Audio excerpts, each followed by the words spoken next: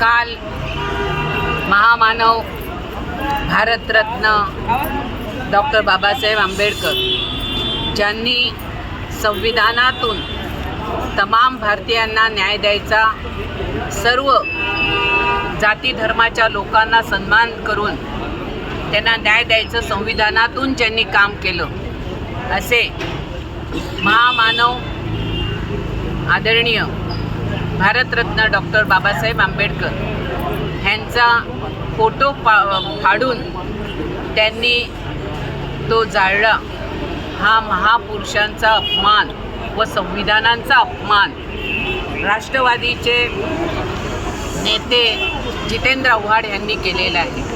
ह्याच्या निषेधार्थ आज तमाम भारतीय जनता पार्टी दहिसर विधानसभेतर्फे जितेंद्र आव्हाडांना जोडे मारून त्यांच्या राजीनाम्याची मागणी करत आज मुख्यमंत्री उपमुख्यमंत्री यांनी तातडीने त्यांचा आमदारकीचा सुद्धा राजीनामा घ्यावा अशी मागणी आज आम्ही केलेली आहे।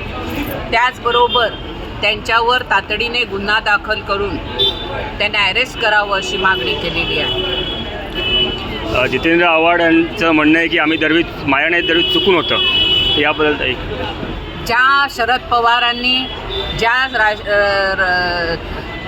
सोनिया गांधीच्या काँग्रेसने आणि उद्धव ठाकरेंनी महाराष्ट्रातल्या तमाम जनतेला निवडणुका दरम्यान मोदी निवडून आले तर संविधान बदलतील आणि संविधानाच्या रक्षणासाठी लोकांकडे मतं मागितली, त्याच आघाडीच्या एका आमदाराने संविधान ज्यांनी आम्हाला दिलं त्या महामानव महापुरुषाचा फोटो फाडून तो जाळला।